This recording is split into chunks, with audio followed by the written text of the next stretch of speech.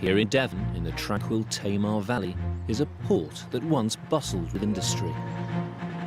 Now Morwellham Quay has been brought back to life, as it would have been during the reign of King Edward VII. Wow, look at this place. Archaeologists Alex Langlands and Peter Ginn and historian Ruth Goodman are going back to the early 20th century to live the lives of Edwardian farmers for a full calendar year. They'll not just be farming, but getting to grips with the rural industries that once brought wealth to Devon. Like fishing. Oh, wow, we got something. And mining. So far, they've established themselves as Edwardians by setting up a home, taking arrival of their first livestock, and fertilising the fields, ready to grow crops with deadly quicklime.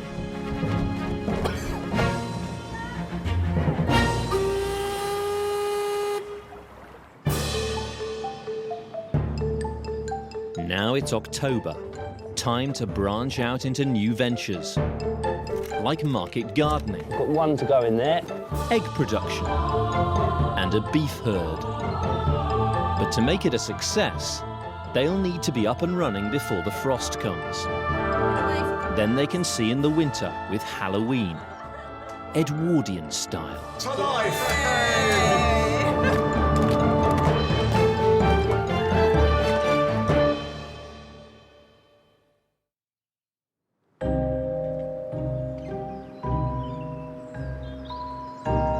In the Edwardian age, cheap imports of cereal crops from America meant it was no longer economically viable for British farmers to grow wheat.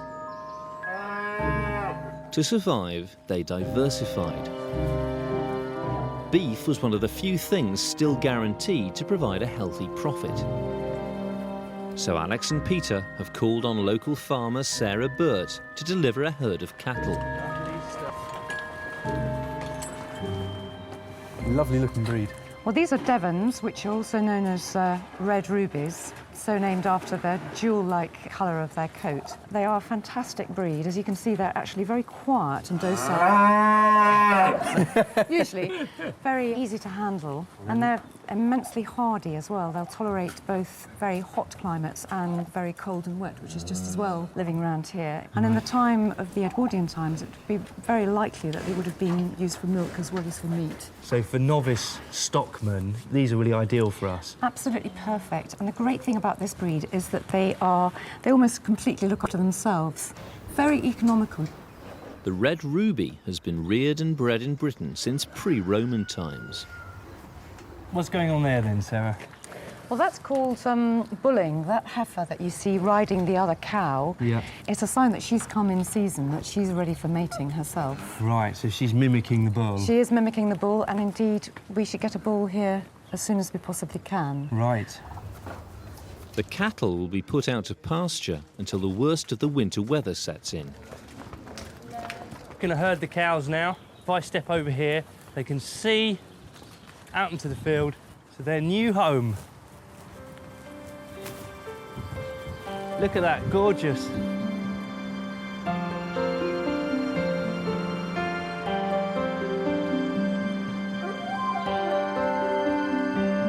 It's not just the farm that they're stocking with animals. The cottage needs a regular source of milk, and Ruth's got an Edwardian solution. Most of your milk from your cows was going off to market one way or another, commercial sort of farming. And that often meant that there was next to no milk left in the countryside for families. So many people kept a couple of goats in all the scruffy bits of land and with all the scruffy bits of grazing that wouldn't be good enough for a cow. They must be milked twice a day. It's a job that's proving a challenge for the novice goat farmers. Setting you up. What's she doing? No, she's nibbling my trousers. The thing is, I've seen, I mean, in terms of goats being milked, I've seen these stands, basically, that you get there. It's like a tabletop. Yeah. You walk the goat onto. Yeah. And then you're milking them up there. Having done about 2 days' worth of goat milking, I can see exactly why those stands have been invented. Push so the milk goes into the Oh, teat. I've just done it there. We are. All over my arm. Oh, she's in it. Your aim seems to be a little off. Sorry.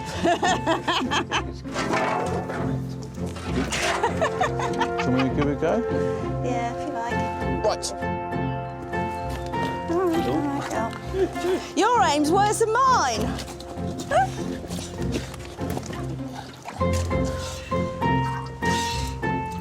You do look funny like that.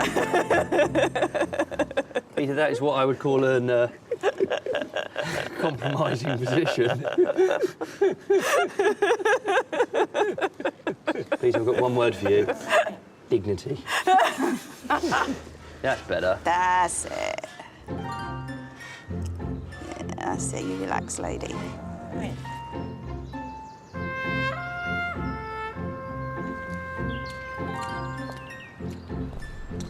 In Edwardian times, the Tamar Valley was famed for its huge market gardening industry. Thousands of acres of fruit, vegetables and flowers once grew here in the warm, damp, sheltered conditions. Thanks to the railways, produce could be in London within 24 hours of being picked. The government even produced advice for farmers who were looking to grow cash crops, like strawberries. Board of Agriculture and Fisheries, leaflet number 207, growing of strawberries. And it's giving us information on the sort of money we expect to make on that, which is really useful. It says gross returns may be said to lie between £40 and £60 per acre. That is good, isn't it? Against stock or arable, that's... Certainly gives wheat. For the Edwardian farmer, growing strawberries was very profitable. In today's money, this would mean earning around £5,000 per acre. In this region, it was clearly a lucrative crop to grow. I mean, farming in the Edwardian period was different in every part of the country, and round here, market gardening was the big thing. You know, the microclimate here is such that it's warm and wet the earliest part of the year. Yeah, and we're on south-facing slope here, so these strawberries are going to be ready and ripe long before anybody else's in the entire country are ready, which means we're going to get a premium price for them. Morwell and Keys market gardens grew strawberries until abandoned half a century ago. Now the team want to bring them back to life, but it's going to be a race against time. The slopes must be cleared and replanted before the first frost if they're to get a crop next June.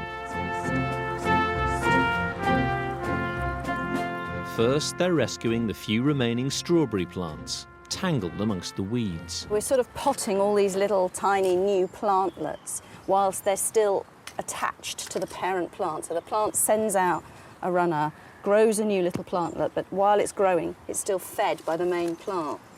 As it's starting to root, instead of it rooting into the soil, we want it to root into our little pots. And once it's established, then it no longer needs the parent plant and you can snip off the runner. They really are ready, aren't they? If we left it much longer, they'd have started rooting in the soil themselves, and then lifting them would have damaged the roots. Yeah, would have destroyed the plant. It's such a great job in the rain, isn't it? No. Today, this is the life. Having rescued the strawberry plants, the next job is to take the terraces back to bare earth. It's a chance for the farm's latest recruits to earn their keep. Right, this one looks particularly overgrown here. Look at this tasty weeds. You'll love it. We're just going to stake out our goats. Essentially, it's just got so overgrown, and what we want them to do is do a little bit of hard work for us first, just eat back all the plants, so when it comes to turning it in the midwinter, it's just a little bit easier. Machines don't clear land anywhere near as well as animals, do they? No, not nearly as good. No. While the goats get to work, the boys are taking delivery of an important new resident. To breed cattle, they need a bull. Hello, Paul. Hi, Paul. And local farmer Paul Hutchins is lending them his prized specimen. Well, here he is, Shulamil, King David II. He's a ruby red Devon bull, The Duke of Bedford, he owned the majority of the land in this area, and he believed that they were the best cattle for small farms. Right. So in terms of sort of authenticity, these are the sorts of cows that the Duke of Bedford would have been promoting on these very farms here. Exactly. He has got aristocratic lines, being King David II. Right, OK. So maybe he's a friend of our Duke. Yeah. Come on. Good boy. Come on. Yeah, I'm on. Come on. Hey, hey, hey. He's coming through. Coming through. Good boy. Good boy. Hit your back with your girls, Need that David. gate open. Go on. We need that gate You want to go open. ahead to the gate, Yeah, then? Alex, you want to get that You gate? go All the they gate. need to do is to put the bull with the cows and let nature take its course. Come on. Come on. Simple. Yeah, I know. Go on, David. Come on. Good boy. Come on. Come on, out the hedge. Oh, no. I think he's going to go. I'm just keeping an eye on him. You guys go in there, I'll keep an eye on him. Come on, David. Yeah, Come on. That's good. Let's all just calm it now. Just calm it right down. Where's that food? Where's the food? Well done, Cheers. Peter. What? You didn't Kinda need us worked. there. All right, boys. Here we are. Hey! Through the gate. Come on then, boy. Good boy, David. Wow. See? That wasn't such a trauma.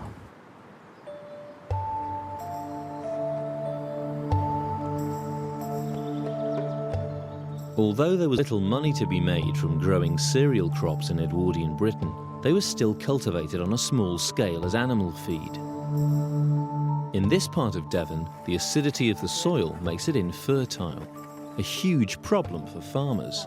Alex and Peter have dealt with this by neutralising it with quicklime. This scientific approach will ensure the soil is healthy enough to grow crops. And in the Edwardian age, growing crops still relied on good old horsepower. The farm has two shires, Hiya, Megan. Prince and Tom, How are you? I'm fine, thank you. and it will take their combined strength to drag the plough.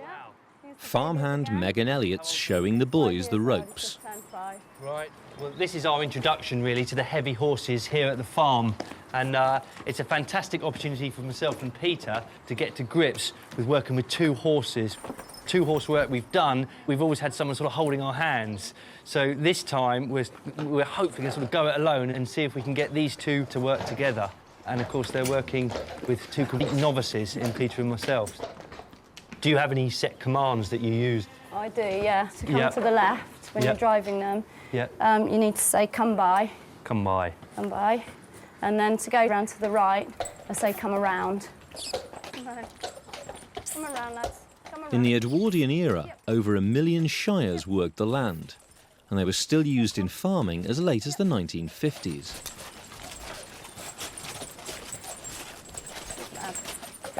It's just amazing to Good think boys. that they've been selectively bred for that very purpose, isn't it? Yeah, it's amazing the power, you know. I mean, 10 men can hold them down if they really wanted to go. Yeah. But that's If what there's they any do. hope of getting a good crop, it will be vital for Alex and Peter to gain the trust of these equine That'll be the engines. hardest part, Alex, keeping them.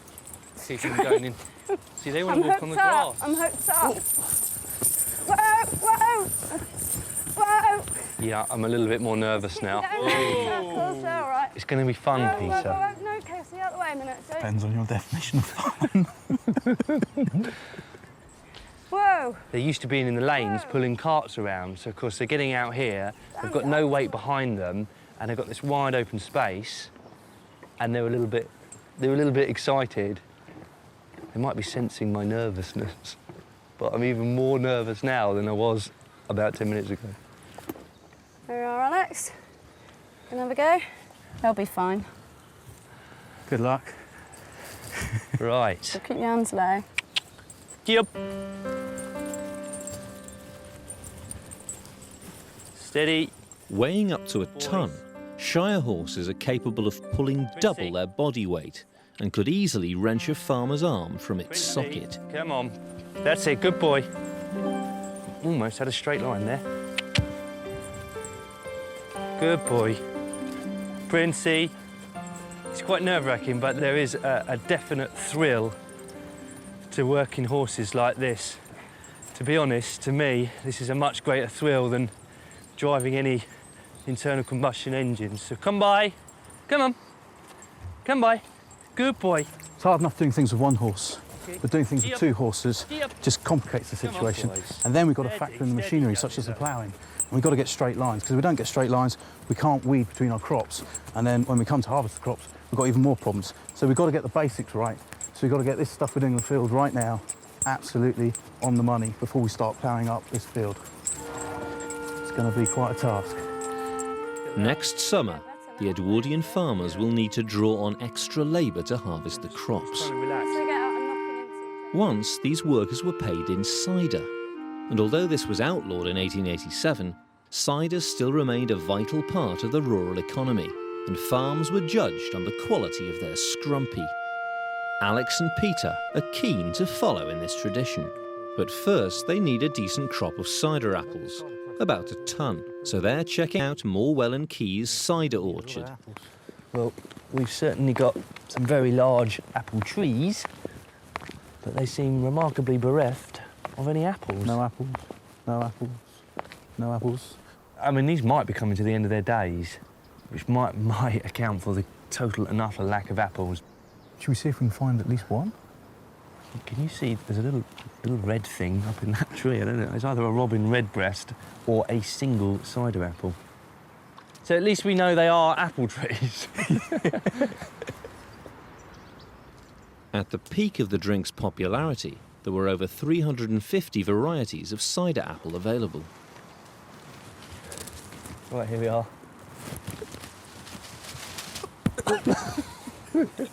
Our one apple. Doesn't look overly healthy, does it? I think we're going to have to buy some apples in, Peter. Don't eat it, man. It's the only one we've got. It's a real blow, actually, because we couldn't possibly face the summer without our regular hit of cider, could we? No, of course not. Alex and Peter's apple harvest may have failed, but Ruth's had better luck. They're funny-looking things, aren't they? She's got a crop of local apples that she wants to preserve so they can enjoy them over the winter. But they're called sweet larks, and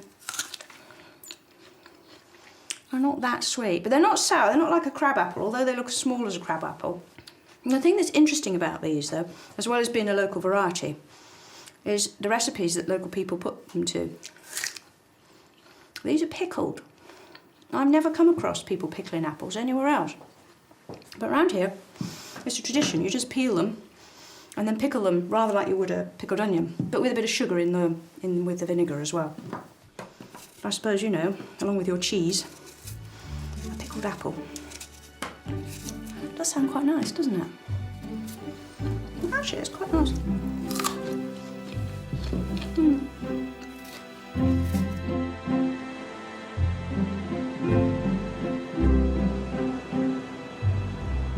Thwarted in their cider apple quest, Alex and Peter are taking drastic measures. Well, I suppose being down in the West Country, we can't be without our cider. And with the woeful harvest from our own orchards, we've had to go out and purchase ourselves a tonne of cider apples, and we're just taking them up to the press. So hopefully, come spring, we'll have some fantastic scrumpy of our own. Alex and Peter are taking their apples downriver to a cider press at Cateel in Cornwall. Navigating the winds and tides of the Tamar needs an experienced touch, so the boys have called on boatman Joshua Preston. He's been sailing down the Tamar all his life. I suppose the best way to move anything around these very, very steep valleys is via the river. Via the river, exactly, yeah. Up from Plymouth with dock dung, limestone. Yeah. And then produce, of course, from the market gardens up here, straight down to Devonport and Market. But every industry in this valley, from market gardening, the mining and farming, was reliant on this river. Yeah, a highway. At its peak, almost 1,000 vessels a year passed along the Tamar. At Cateel, they're met by cider press manager Chris Groves. Yeah, so this is it. Here we go. Thanks so much, Joshua. That's good, yeah. Any time I can help with that. I think we'll take you up on that offer. Yeah, we'll be here to help. Cheers, Joshua. Thanks ever so much. Righto. Cheers, Will. See you later. We'll see you shortly. Cider is simply made by fermenting apple juice. So the first job is to press the apples to extract the juice, using a press. This type of press dates as far back as the 1600s. This is an absolute monster, this. It is, yeah, it's a bit of a beast of a press. Yeah, quite large, and we've got the large beam at the top and the single screw, so yeah, it'd be good to get it up and running. Well, we've got the best part of about a tonne of apples. Okay, brilliant, yeah. So what do you want to do with them? Well, the first process is we're going to have to mill the apples, so... Should we get them pulled? Yeah, let's get going. Milling the apples will turn them into what's known as pomace. Well, it looks like the pony's got the mill working properly here. You can see the two stones with the teeth in there to grind up the apples, so it's now a case of just very, very slowly starting to introduce the first few apples. There we are.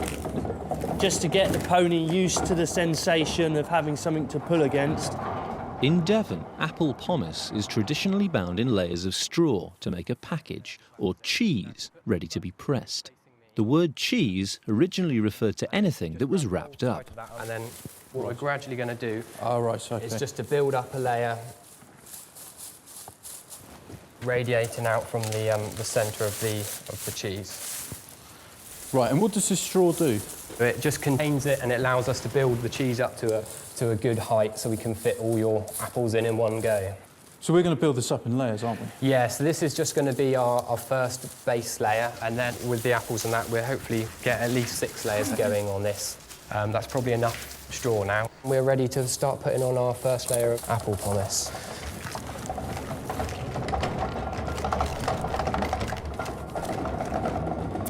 Well, if I taste one, that's actually horrible to taste, and it's hard to think how something so horrible to eat can turn into something so delightful on the palate 10 months down the line.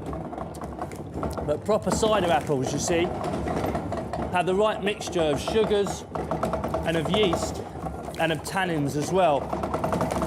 And it's that proper balance between the three, which means that when this goes into the barrel after the press and starts to ferment, it produces a sweet-tasting cider, a good scrumpy cider.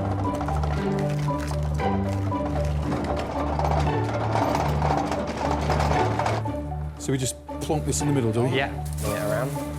A smooth layer of pomace is built up on the straw to ensure the pressure from the press will be evenly distributed.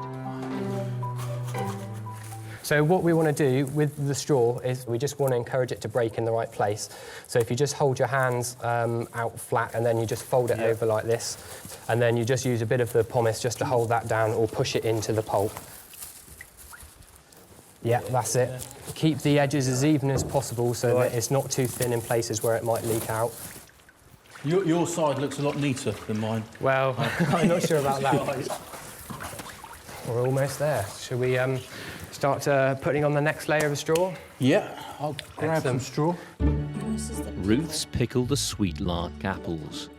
Now they must be bottled to be stored for winter. So I'm pouring the pickle onto my sweet larks. So this was just 2 pints of vinegar that I boiled up with a pound of sugar. And I poached the apples very gently in the vinegar as it was cooking. And then as soon as the apples began to soften, I whisked them out and let them cool. And then I boiled the vinegar on for another half an hour so that it reduced somewhat. So the liquor is quite sticky. It should taste like a sweet pickle, sort of like solid chutney or something.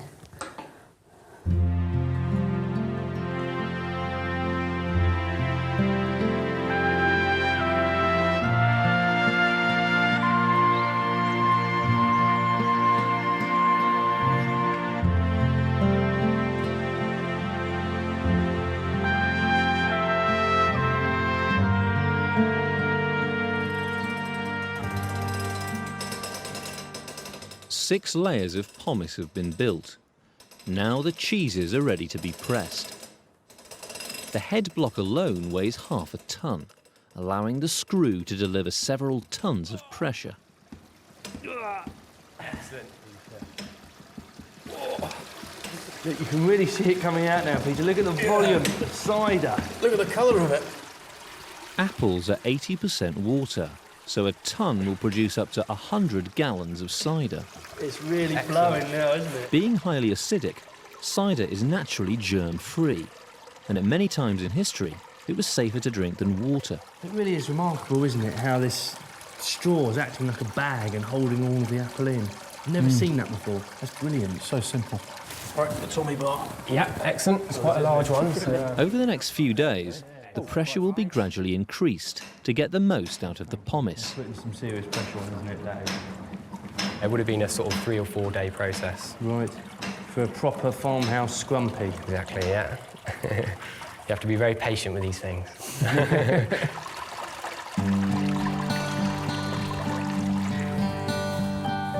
Perfect. Yeah. Here we go.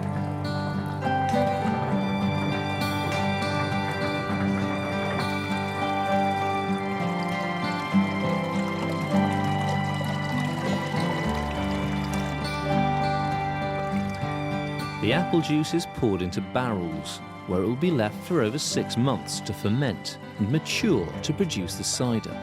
Smells good. Excellent. Look, you're taking over when we get to the Tamar. What, when we get to start going uphill? We're still in Cornwall. In an age before domestic refrigeration, the only way to store meat for more than a few days was to preserve it. So yeah, so you're cutting the skin. In the cottage, Ruth and her daughter Eve are preserving a leg of pork using salt. When you're salting a leg of pork, you're trying to get it to preserve. You're trying to get the salt into it before infection can get inside. And one of the things that makes it easier, makes it more reliable as a process, is to take the bone out. So salt, obviously, as it moves into the meat, preserves the meat. But if it moves too fast, it can burn it. Salt sucks the moisture out of the flesh, drying it out to preserve it. Ruth's using a mixture of different sized salt crystals to penetrate the meat at different speeds, ensuring all the tissue is preserved. And I shall be wanting all of that sugar. She also adds molasses, which helps draw out the moisture, and some cloves for flavour. So the salt mix is always called a pickle. I mean, nowadays we tend to think pickle just means vinegar, but the old word pickle meant anything that you preserved something in. All right, let's just put him into the salting trough. Okay. And rub it firmly into the meat. But you do want to make sure that you get the mix in every little tiny nook and cranny. If you feel the finer salt is already sinking into the meat, you're left with the big crystals on the surface. I mean, it's only been on a minute. And already it's... changes are happening. Yeah. It's getting in the way. Applying weight speeds up the drying process. Clunk. So we should see dripping. Oh! It is? Yeah, there. it's dripping already. It's dripping already. Excellent. Right. Bones can go in the stock pot. Okay. Trotter? That's for tea.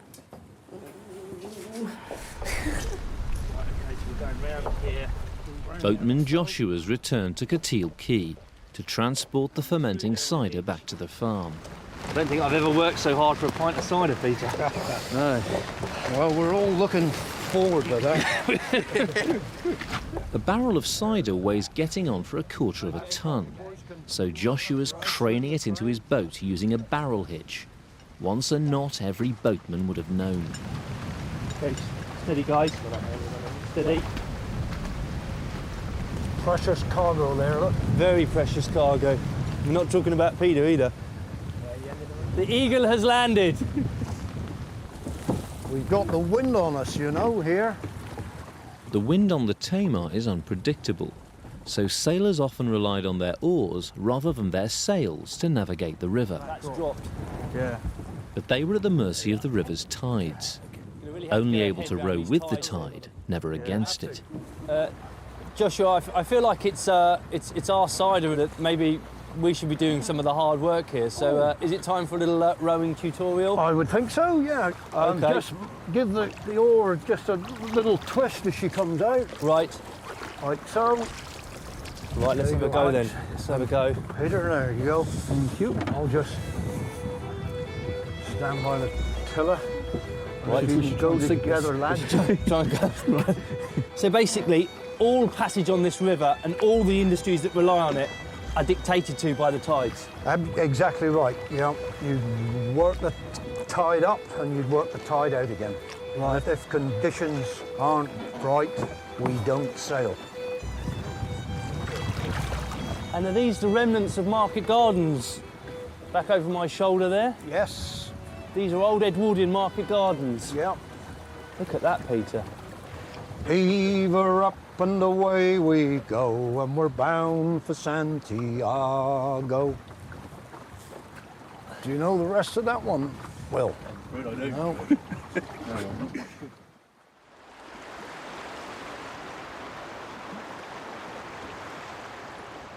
Oh, fab. It's huge, good. As well as the leg of pork, Ruth's also got a side of bacon from the slaughtered pig. To preserve it for the winter, she's using a different method of preservation. Smoking, a technique that dates back to prehistoric times. With winter coming on, it's important to have quite big stocks of preserved food of one sort or another, and of course smoking is a fabulous method. Brilliant, that is a perfect fit. It's going to be fairly solid. When you kill a pig is a big beast. You can't possibly eat it all fresh in the few days you've got before it starts to turn. So you've got to sort of divide the beast up, and you eat those things you can't preserve. So the first things you eat are things like the liver and so forth. And then everything else, you sort of have to get into a sort of a keeping pattern, a holding pattern. Some things you eat fairly quickly, but a salted and smoked joint will keep for months and months and months. Here you go, your Fletcher bacon. It's going to do a number of slices, this, isn't it? And is that hanging about the right place? That's perfect, right in the middle. Lets the smoke get all round it. Yeah. Now, to start with, I want the fire out here, nowhere near the barrel. I want it out the front, because to start a fire, you're going to get lots of flame coming off it. And flame is no good for smoking meat, because I don't want to cook the meat. I want it to smoke. And that means that the smoke around the meat has to be cold, not hot. So this little hot fire, I'm already going to start damping down. Smoking the meat not only dries it, it introduces the preservative formaldehyde into the flesh and wards off insects, keeping it maggot-free. So it's a balancing act. You don't want to put the fire out, but on the other hand, you don't want too much fire. That's good temperature. Is it? It's nice and cool in there? It's cool, yeah. Good. That's what we want. I defy any bacteria to live in that. It's been 2 weeks since Alex and Ruth rescued the strawberry plants from the abandoned market garden. Now these new plants must be separated from the mother plant. But will they have taken? From the time it was established in 1883, the Royal Sovereign strawberry became the breed of choice for market gardeners in the Tamar Valley.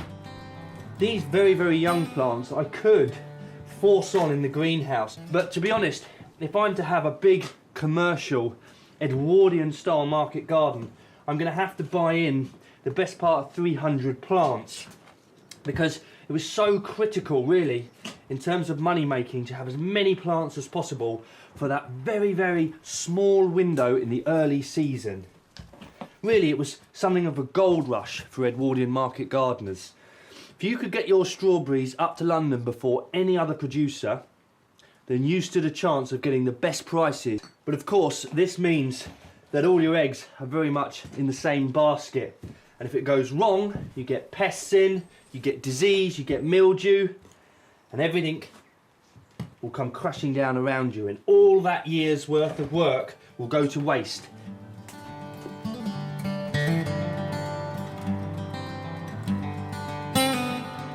On the market garden slopes, the goats have cleared the bigger weeds, but now it's down to back-breaking manpower to clear the rest. On slopes like these, you can't get machinery in, it's just too steep. You try to get a horse to pull a plough up and down here.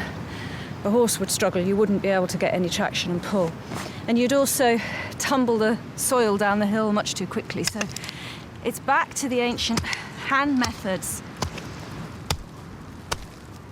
Nobody's ever under any illusions that market gardening is easy. But when you just look at the size of ground to be covered, all by hand, with next to nothing to help, it's quite a prospect. With the market gardening endeavour underway, and King David, the prized bull, getting to grips with his new herd of ruby reds, Alex is keen to set up another new Edwardian enterprise. Chickens have always been a part of the British farmyard scene, but it's really in the Edwardian period that they go from being a kind of hanger-on around the farmyard to a proper business and an enterprise in their own right.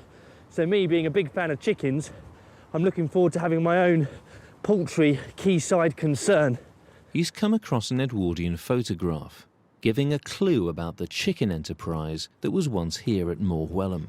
I'm trying to think of a location for my poultry concern, and in this photograph there's actually one here located just beyond these cottages here, and there, just behind it, is the poultry concern. So what I want to do is I want to go back into the Edwardian period and I want to recreate this poultry concern here just alongside this cottage. In the corner of a field, he's found a couple of chicken huts, very like the ones in the photograph. I've been given a tip-off that this old chicken hutch is spare and free to be salvaged. So just have a look at its condition. I'm sure we can get a good chicken hut out of this. Ah, Peter. This is looking good. Not bad, is it? Looks fairly solid. It's in pretty good shape, actually. Just come around the end. Yeah. Look at these nest boxes. They're bone dry. Absolutely bone dry. Well, not anymore, but... No. But that's a good sign, isn't it? A fantastic sign. Having dismantled the huts, the boys are taking them down to the quayside, the same location the Edwardian enterprise was in. We're against it, really. It's already getting cold now, and, you know, one of the things you'd want from your commercial poultry enterprise is for your birds to be laying into late autumn and early winter, because that's where the real market for eggs would have been in the Edwardian period. So we've got to waste no time in getting this thing set up, getting the birds in, getting them happy, and getting them laying. OK. So there's the nesting boxes. Do you want to spin round? We'll just put it pop it up. Right. Straight on top. Yeah. Right. So your poultry concern. It looks a bit kind of Eastern Bloc, circa 1953 or something. It's not looking like the most industrious egg-producing, meat-producing enterprise at the moment, is it? No. To expand the enterprise, Alex has ordered a consignment of new birds. They look good, don't they? They look lovely. Be good to get some new blood into the flock.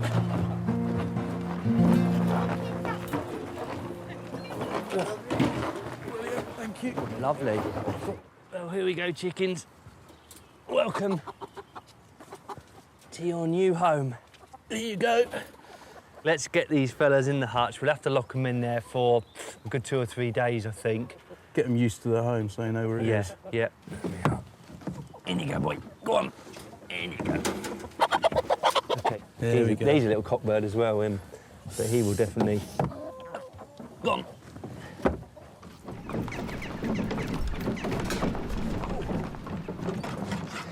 In the cottage, the pork's been salting for over a week, and most of the liquid has been drawn out.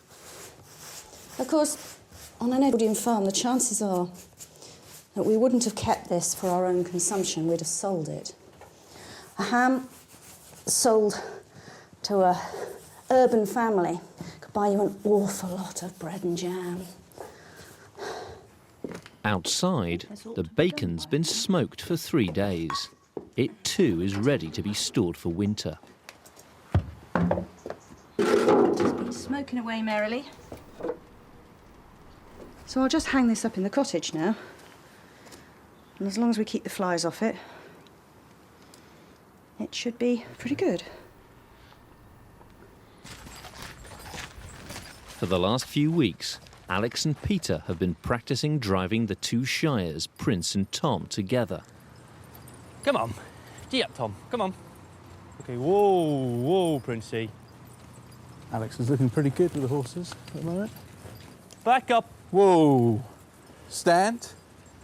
Good lads. Right. Now they're using the horses to pull a harrow to spread the heaps of lime fertiliser across the arable field. Come on, boys. That's it, boys.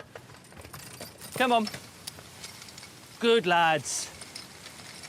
Good lads. Good boys. Come on. Good lad. I have this really, really bad thing that I do is I try and drive them like I'm trying to drive a mini metro, you know, and you're correcting yourself all the time. And actually it's about picking a point on the horizon and aiming for that. And if you're slightly off course, bring them round more like an oil tanker or a battleship rather than a, you know, a quick change. Come on. It's the most important thing to get to grips with, and I'm incredibly anxious about it because it's not something you learn overnight, and it's maybe a bit arrogant of both Peter and myself to think that we can, but we've got to have a go at it. We've really got to have a stab at it and see if we can get close. Walk on. Walk on. Walk on. Good boys.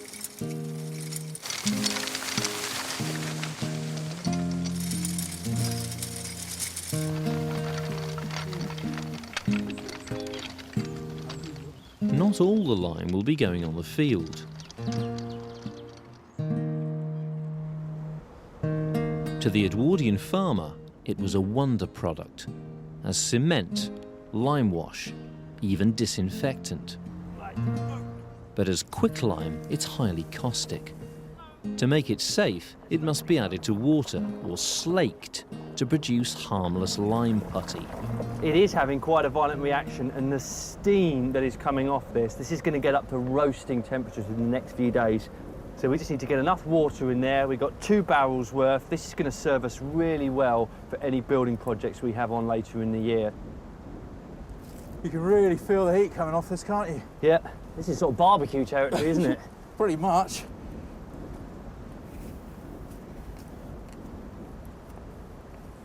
The lime will be left for a few days to continue to slake. Thank the Lord for DIY stores, Peter. Good. The slaked lime putty must now be stored in a barrel. In Edwardian times, barrels or casks transported produce across the British Empire. They played a vital role in British economic life, so the barrel maker or cooper was a man of status. Once there were thousands of coopers in Britain. Now there are just a handful. Peter's travelled to St Fagin's in Cardiff to meet the only cooper left in Wales. Hi, Andrew. Pleasure to meet you. As with every barrel Andrew makes, he's not using any form of template. You haven't made any measurements at all. This is all by eye. There's a lot going on, and I think it has to be passed on. You have to physically do it to understand it. Aluminiums, plastics, other materials have come on board, which have killed off so many aspects of the craft, which is a shame. Yeah. Because once you lose the knowledge and the know-how, you don't bring it back. Ready? The barrel's strength will come from its curved shape, so the straight wooden staves must be bent. Right, so what do you do now?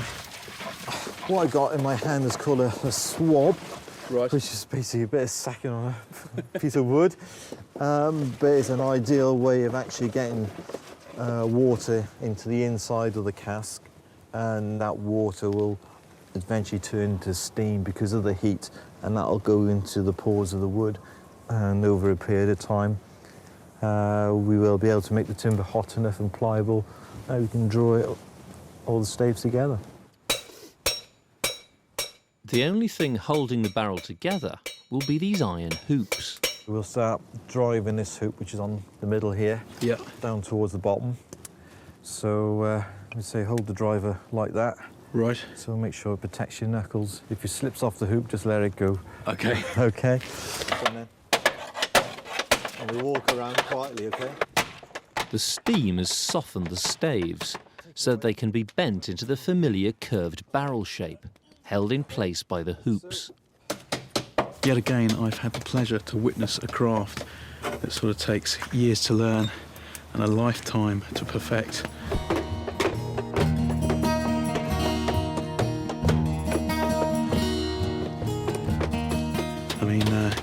all of this process is done by eye, but the final result is a work of art. Over there, sir. Well done.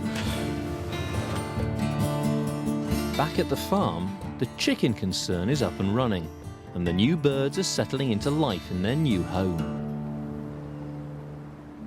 One of the ways in which a poultry concern could make a lot of money for you is if you could encourage your birds to lay eggs throughout the winter, because traditionally birds, when it gets colder and when there's not as much food around, they tend to go off laying.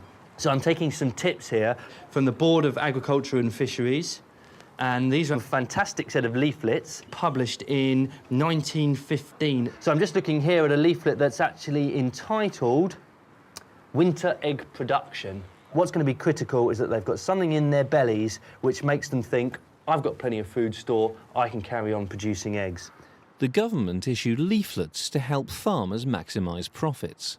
Here, they suggest making a nutritious feed to sustain them through the winter. Greens, wheat, maize and bran are mixed with a less appetising ingredient. Critical element to their diet, if they are going to lay, is shell or grit, OK? Because otherwise, if they haven't got access to enough shell, what they start doing is they start eating their own eggs to get the shell, and that is disaster. The danger is, if I feed my chickens this, but they're still not happy for some reason, and that could be because the huts aren't sheltered enough, or because, you know, there's a fox running around every night. You know, if they're not happy, all this feed will be a waste. So now, for the moment of truth, to see if the chickens will take to my winter feed mix. It's feed time, and I've got a special little mix for you. Here we are. Ooh, like that. Straight from the bucket. Look at that. Hungry little birds. Well, I think I can safely say that's been a success. Peter's brought the barrel back to the farm, ready to load with the lime putty. This lime has done most of its slaking. There's been a really violent reaction when we added the water. You can see it has burnt all the wood timber that we put in here. But this lime will continue to slake, and the longer you leave the lime, the better quality it will be. This is really, really good stuff, if I do say so myself. This lime putty will last in this barrel for 1,000 years, if not longer. So this is one barrel of lime ready to store. And the shape of this barrel means you can really steer it quite easily. Rock it one way or another.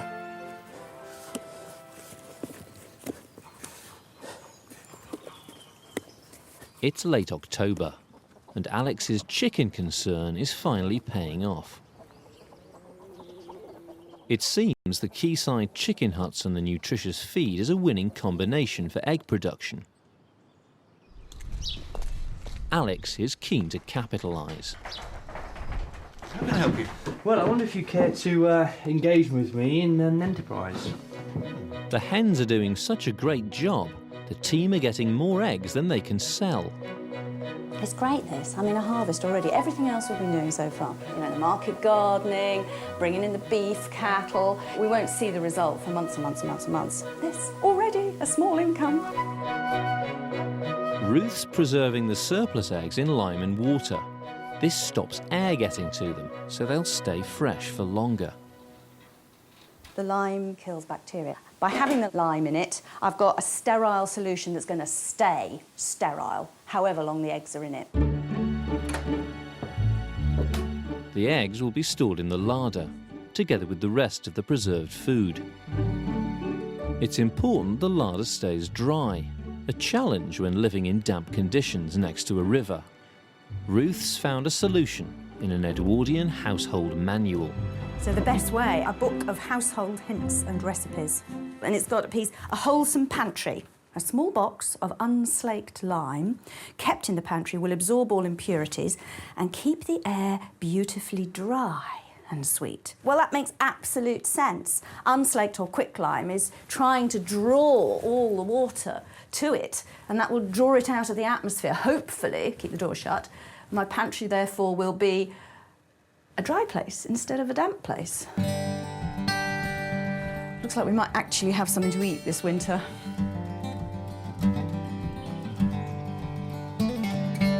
The end of October will bring the first frosts of winter. In the market garden, the strawberries must be planted before the ground hardens if they're to get a crop next June. In the hope of ensuring a bumper harvest, Alex has bought in hundreds of extra strawberry plants to supplement those rescued from the slopes. Hey! These are strawberries. Yep, we've got a fair few hundred here. Gosh. We are just going to have to weed like absolute heroes to prepare the ground for these. I think we're going to have to start casting the net a little further and a little wider and see if we can find some soft fruit growers in the valley.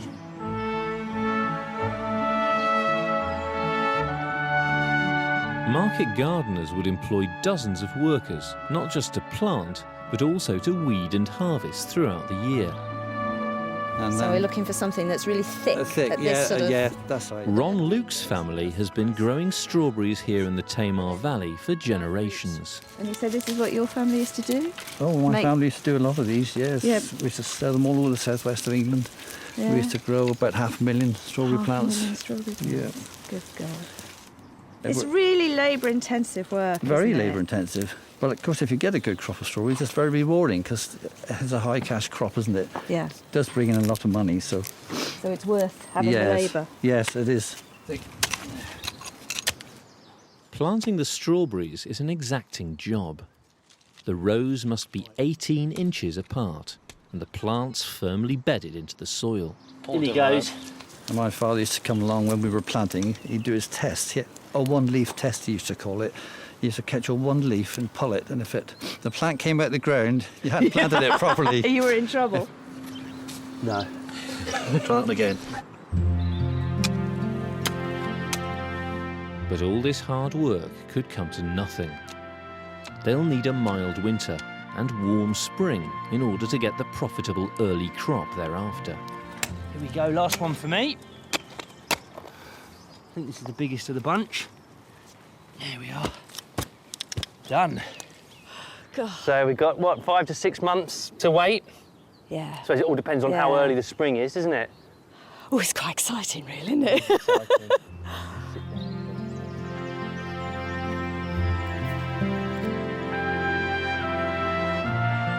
With their new enterprises up and running, the team have earned a celebration.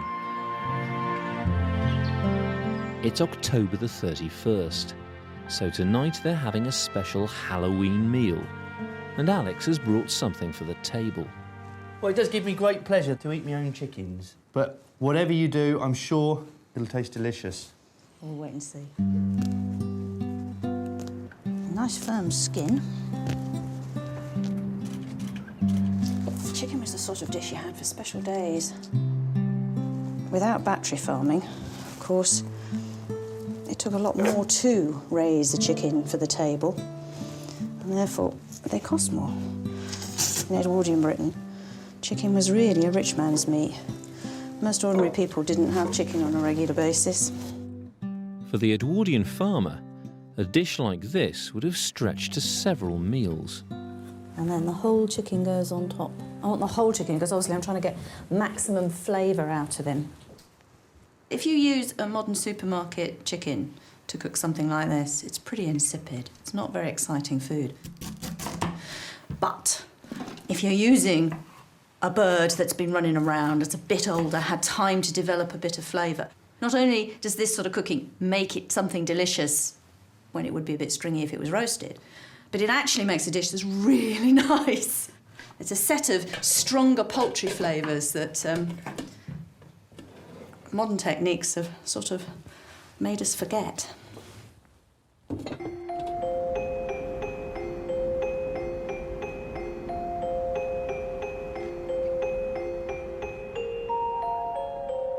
Traditionally, Halloween marked the first day of winter. Hi. Thank you. It's a heck of a night out there. To help them feast and make merry, they've invited an expert in English folklore, Professor Ronald Hutton. This was the great festival that opened winter, the most terrifying of all the seasons. It's the one in which most people died.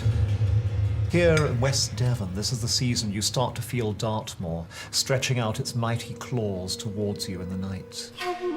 This is the season when the wild geese come over, and their voices and the voice of the wind wailing about the moor. You hear the Gabriel hounds, the witched hounds, the hounds of hell, dark and with fiery eyes and tongues, coming for you in the night. And as you pass the abandoned mine shafts the moor and hear the air trapped, sobbing within, you hear the voices, the souls in hell, writhing in torment. And that's where you know Christmas is on its way.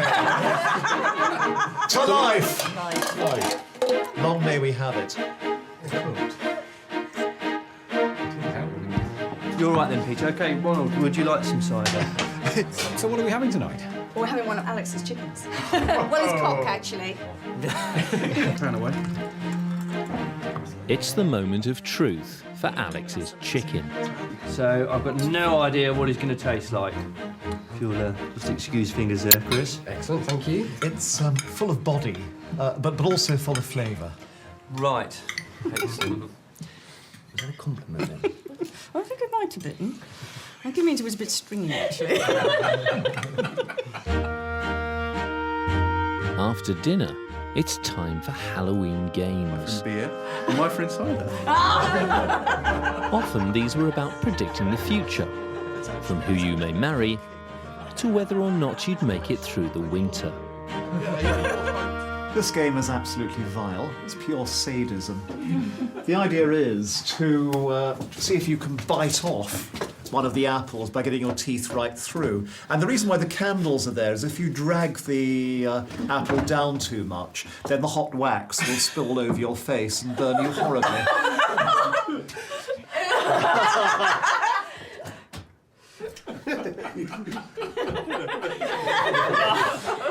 Undoable. Oh, check the wax on someone else! What, has he got it?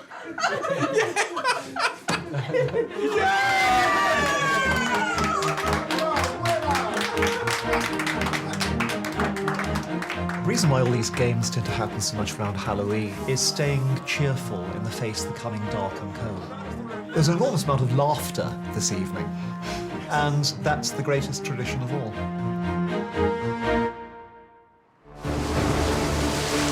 Next time on Edwardian Farm, it's November, and the team turn to the latest farming practices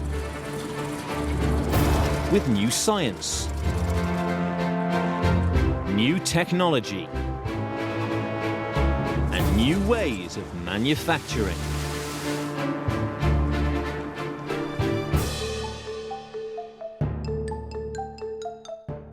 Back 3,000 years next on BBC Two, and the dawn of a new civilization in the ancient worlds.